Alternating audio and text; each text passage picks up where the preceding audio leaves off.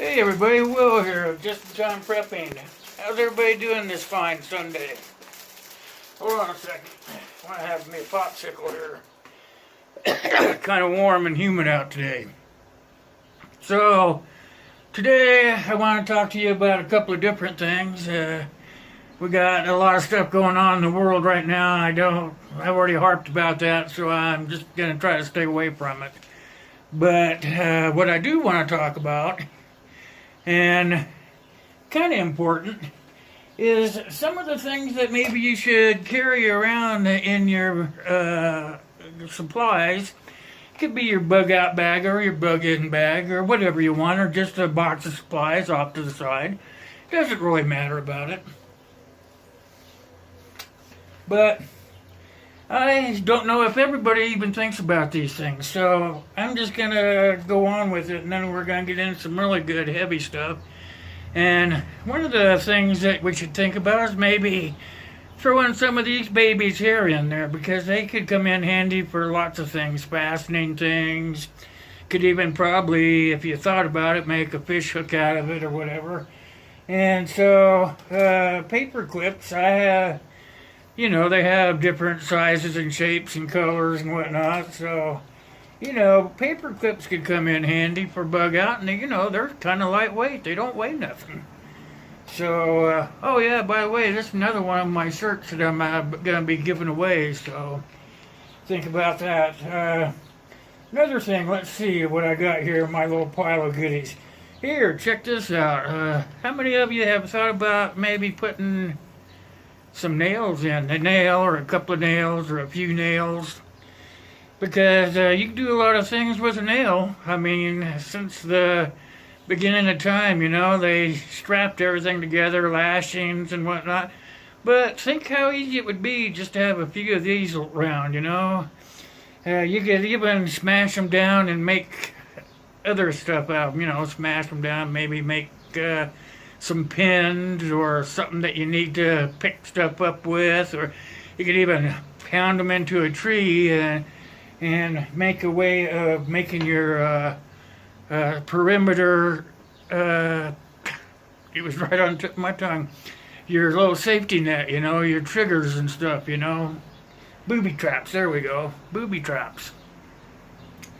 Also, for the booby traps, you might want to think about having some of these. I mean, all this stuff is lightweight, and it'd come in pretty handy. Look at this one here. This is just a regular old cup hook. I mean, you can straighten these things out, flatten them out, or you could just use them like they are, Put them in trees and use them to hold your booby traps in place, or put one in your shelter and hang your favorite coffee cup on it, whatever. Here's another little thing. This is not only good for fishing, but it could be also used for your booby traps and whatnot. But if you had a couple of these laying around, you would probably find something that you could do with them. Here, how about one of these here good old MEPS? The MEPS lure, because when SHTF hits, may want to try to catch you some food. They come in handy from some other stuff too, So, these are all things that come into play. Whole little thing of nothing but hooks. I mean, different size hooks. Just think about it. This thing here weighs just maybe an ounce, and it's full of a lot of hooks. So, in order for all that, then you've got your good old fishing line, lashing, fishing, trout lines, trot lines, all the bullshit that goes along with that, Excuse my French, but we all know the words. So these are all little things that just kind of came to mind for me, These are all things people may overlook to have in their bug out, bug in, whatever bag. And so these are all pretty handy little gadgets. Just kind of pitch them in a box or put them in your bag or whatever, Anybody else want a popsicle? This one's good, lime. But as humid as it is out here, excuse my mouth being full, melts pretty fast. Okay, so the main thing I want to talk to you guys about is mistakes that most preppers make. There's about 319 million people just in the United States. So, what can that mean? It's just simple math. It's about one person in 100 is probably truly prepared. I mean, having all the stuff that you need doesn't make you prepared. I mean, you still have to be mentally prepared. You have to be physically prepared. And you have to know about what you're doing. I mean, you can't just collect all this stuff and then wait for shit to hit the fan. I mean, that's not very good logic. I mean, you actually have to go out and practice this stuff to make it worth your time, or make it so that when the time comes, you're prepared for it. I mean, you can read the books and all that stuff, but you can't just sit home on your butt in front of the TV or your video games or whatever and say, well, when the time comes, I have all the stuff, I'll figure it out then. Because that's not a very good train of thought to have. So, I have some notes written down over here. If you see me looking over there, I kind of made me a lesson and then I put it in a document on my computer so I can sit here and talk to you guys about these things that sometimes we forget about, and it's things that can really bung things up when all hell breaks loose. So here's what we're gonna do. I'm gonna talk to you about the 8 top mistakes. Okay, I got most of these came offline. I went to some other websites and read some articles, and I put a compilation together of things that preppers need to know, or what I think that they're doing wrong.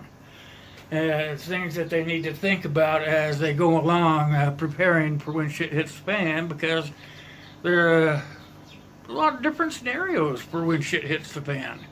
You know, there's different things, floods and earthquakes and war and people just invading your space. You know, that's shit hitting the fan.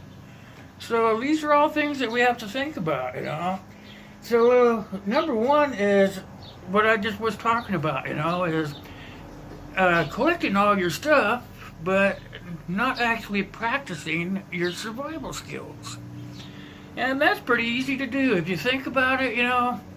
Yeah, all you have to do is load up the car, the truck, whatever you have. Put the animals in there, the little woman, the kids, whatever. Even just go by yourself and haul ass out into the country and spend a few days practicing some of the stuff that we talk about on the internet as preppers. So, you know, these are all things that come into play. So, number one is not learning the survival skills. Number two, let's go to number two. Because I've already talked enough about number one. Let's go to number two. Number two is not planning well enough. I was going to say good, but well enough would be better to say. And for unrealistic, they're planning for unrealistic scenarios, like the zombie apocalypse. You know, the big old zombie apocalypse. That's the big one these days. Everybody, young folks and whatnot, they're all trying to think that there's going to be the living undead walking around taking care of the world. But we all know that's really not going to happen, you know. Why plan for something that's not real? So that's a pretty good thing right there. Plan for real things. Don't plan for unrealistic things. Okay, number three would be focusing. Most people focus maybe just on one scenario. One scenario because they live in an area that does, let's put it like this, maybe you live in an area that floods all the time. That's where I used to live. But where I used to live before I came here, it rained constantly, probably out of 365 days, it probably rained 300 of those days. So flooding was a big thing there. So, most people prepared for flooding. But what about if there was an earthquake or an act of war, or say the bull got out of the china shop, something like that, You gotta think about that stuff. Let's try not to focus just on one thing. Whoops, wait a minute, my popsicle's melting. I still have another one. I gotta eat before it melts. Keeps the old whiskers watered down. Okay, let's talk about number 4. 4 is failing to have formulated a plan. You've gone out, you've watched all the videos, you've talked to people, you've gotten into all these blogs and stuff, but you really don't have a plan written down. You don't have more than one plan written down. And I'm a believer that everyone should have a plan. Even on your day-to-day life, you have a plan. So everybody should have a plan, not only just one plan, maybe a couple plans, 2 plans, 3 plans, whatever, So a lot of people, a mistake is they don't make enough plans for their situations. When shit hits the fan, it's going to happen fast. It's not going to be sitting around saying, well, it looks like shit's going to hit the fan, but I don't know if it will or not. So it's one of the things we've got to worry about. Making sure that you're properly focused on what's going on. Okay, number 5. Let's try not storing all of our eggs in one basket. Now, what that means is, so you got lots of food. You've got it stored in the corner somewhere in your house. Or maybe you've got a storage shed out back and you're putting all your stuff in the storage shed. Well, that's all fine and dandy. You have to have some of your supplies handy, but they're shouldn't all be in one place. Because what if somebody comes in and decides that they want to take what you have? So if you have everything in one place, they're going to take everything that you have. I think a good plan would be to have more than one place to store stuff. Maybe some where you live right now. Maybe some in a location that you've already planned on being at when you bug out. Maybe some somewhere in between, buried or something like that. I'm not sure. Everybody has their own ideas and everybody has their own plan. Hopefully has their own plan. So, try not to put all your eggs in one basket. Okay, let's go on to the next. How about water? I'm always harping on making sure that you have water, because we have to have water to live. Not only that, we have to have water to clean our bodies with. We have to have water to make sure that we're wearing clean clothes, stuff like that. So most people aren't storing enough water, or they're not planning, back to the planning thing, not planning on being near a place that can supply water. I mean, if it's contaminated, we know that we have to plan to be able to decontaminate the water. So we could be near some contaminated water and still decontaminate it to survive. So the big thing is making sure that just not having it stored up in your little plastic bottles, but making sure that we know where the closest water source is so we can still take care of our water. It's getting soggy.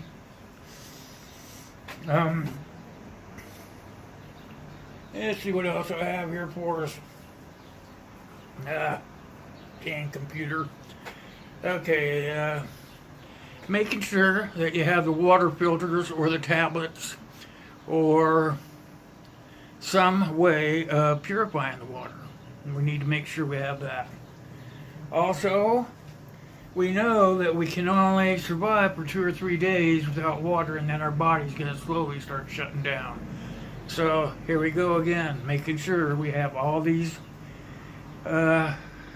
decontamination plans in place so that no matter where we are, bugging in, bugging out, or somewhere in between where we have a storage facility, whether it be in the ground or in a building or locked up in a container or something like that, to make sure that we have what we need.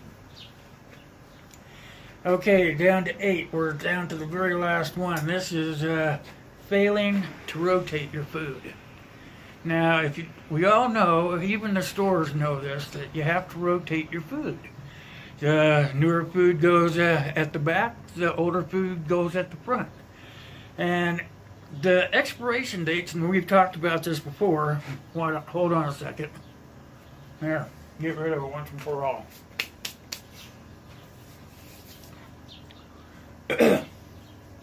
We all know that the expiration dates on the bottom of the cans or somewhere on the bags or whatever, they're just a guideline. We don't really have to pull it by that date, but we have to make sure and inspect the food to make sure it's not going bad.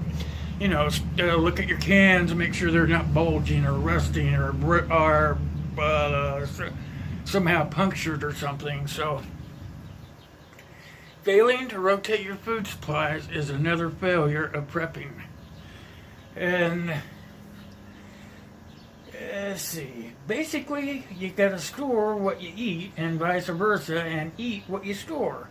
In this way you'll avoid waste and potential dangers to your health. So that makes perfect sense to me. I hope it makes perfect sense to you too. So we've gone over the 8 basic things that are really the things people don't look at, they forget, or over a period of time they start slacking off a little bit. But we all know if you're a true prepper, ready to prepare for anything, chaos, war, earthquakes, you know, everything we've talked about, that if we don't stay on top of that and keep at it, that we slowly drop off and then we're not totally prepared for what's going to happen. So those are the 8 basic things I have, and I hope that by just keep going over it with you guys over and over again, that it does to you what it does to me. It gets burned into your frame of mind. It's very important that we not only do this for ourselves, but we go out and we teach others. I'm very big on that, is going out and teaching others. And a lot of time others aren't really ready to even do that. They're calling you a kook or a wisecracker, or they think you're going bonkers, you know, but that's not really what it's all about. What it's about is teaching them that, hey, what if? I mean, I don't know, for as long as I can remember, my parents always taught me to make sure that I had enough food. Not just enough food for today or tomorrow or even till the end of the week, to make sure I had enough food to get me through the hard times. I mean, simple, basic, common sense. So that's what we're going to talk about today, and we have, and I really appreciate it. I see that I've run a little bit over what I have made for my goal for videos, but I think it was important enough to do that. I want you guys to go back and check it out. I have some hats and some shirts, t-shirts I want to give away. But they're not for free. You have to, there's a string attached. You have to prove to me that you're watching my videos and that you're getting something out of them, and you have to send the proof to me one way or the other. You can email it to me. You can post it on my Facebook page. You can do a video and send me the link to it, and I'll watch it. Because as y'all know, that if you leave a comment for me, I always answer it. One way or the other, I always answer it. And I'm going to get to the point where if you send me something, I'll turn around and send you something back. And that way we'll make a list for ourselves, and we'll become a community. We'll become our own group, so to speak. No matter where you live at, here, where I live, across the United States somewhere, in another country, hey, a group's a group, right? And it's planning for chaos. That's what I got for you for today, and I hope you really enjoyed it.